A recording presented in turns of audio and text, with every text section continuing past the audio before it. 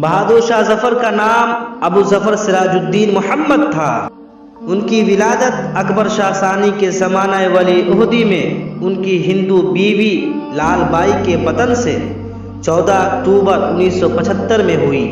ابو ظفر تاریخی نام ہے، اسی مطابقت سے انہوں نے اپنا تخلص ظفر رکھا۔ چونکہ بہادر شاہ کے جد امجد اورنگزیب کے بیٹے کا لقب بھی بہادر شاہ تھا، لہٰذا وہ بہادر شاہ ثانی کہلائے۔ ان کی تعلیم قلعہ معلیٰ میں پورے اہتمام کے ساتھ ہوئی اور انہوں نے مختلف علوم و فنون میں مہارت حاصل کی۔ لال قلعہ کی تہذیبی زندگی اور اس کے مشاغل میں بھی انہوں نے گہری دلچسپی لی۔ شاہ عالم ثانی کا انتقال اس وقت ہوا جب ظفر کی عمر 31 سال تھی، لہٰذا انہیں دادا کی صحبت سے فائدہ اٹھانے کا پورا موقع ملا۔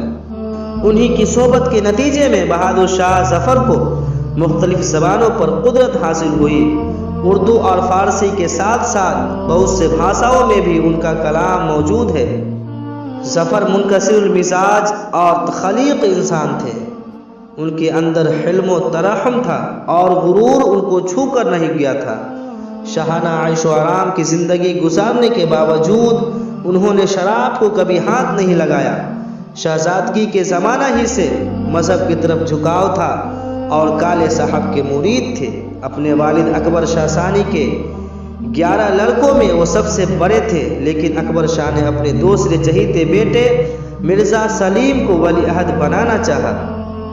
انگریز اس کے لیے راضی نہیں ہوئے۔ پھر اکبر شاہ ثانی کی چہیتی بیوی ممتاز محل نے اپنے بیٹے مرزا جہانگیر کو ولی عہد بنانے کی کوشش کی، بلکہ ان کی ولی عہدی کا اعلان بھی کر دیا گیا اور گورنر جنرل کو اس کی اطلاع کر دی گئی، جس پر گورنر جنرل نے سخت تنبیہ کی کہ اگر انہوں نے انگریزوں کی ہدایت پر عمل نہ کیا تو ان کی پینشن بند کر دی جائے گی۔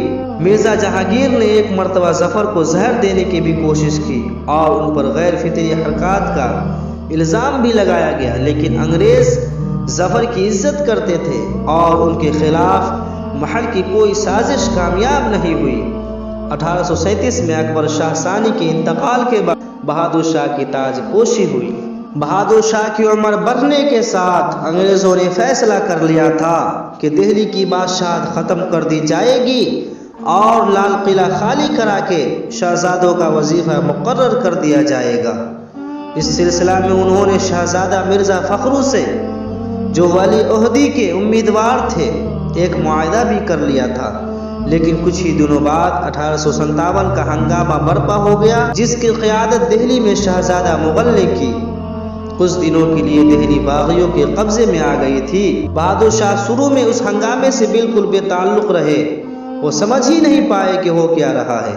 جب ان کو پتہ چلا کہ ہندوستانی سپاہیوں نے انگریزوں کے خلاف بغاوت کر دی ہے تو ان کی پریشانی بڑھ گئی۔ انہوں نے کوشش کی کہ باغی اپنے ارادے سے باز آ جائے اور باغیوں سے کہا کہ وہ انگریزوں سے ان کی صلح کرا دیں گے، لیکن جب باغیوں نے پوری طرح دہلی پر قبضہ کر لیا تو ان کو زبردستی مجبور کیا کہ وہ تحریک کی قیادت اپنے ہاتھ میں لے۔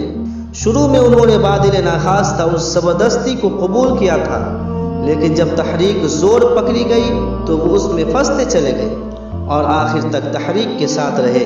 یہ تحریک بہرحال جلد ہی دم توڑ گئی۔ بہادر شاہ کو گرفتار بھی کر لیا گیا۔ گرفتاری کے بعد مقدمہ کی سماعت کے دوران بہادر شاہ نے انتہائی بے چارگی کے دن گزارے۔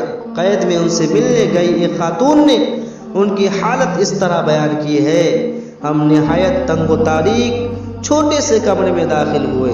یہاں میلے کچیلے کپڑے پہنے ہوئے ایک کمزور، دبلا پتلا، پستہ قد بڈھا، سردی کے سبب گندی رضائیوں میں لپٹا ایک نیچی سی چارپائی پر پڑا تھا۔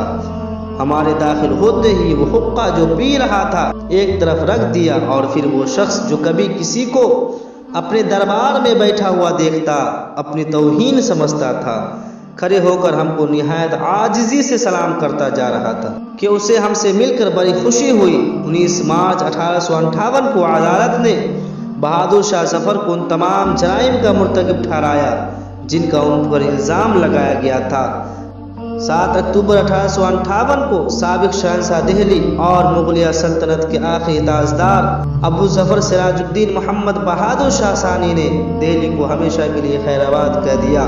اور رنگون میں جلاوطنی کے دن گزارتے ہوئے 7 نومبر 1860 کو صبح 5 بجے قید حیات و بند سے چھوٹ گئے۔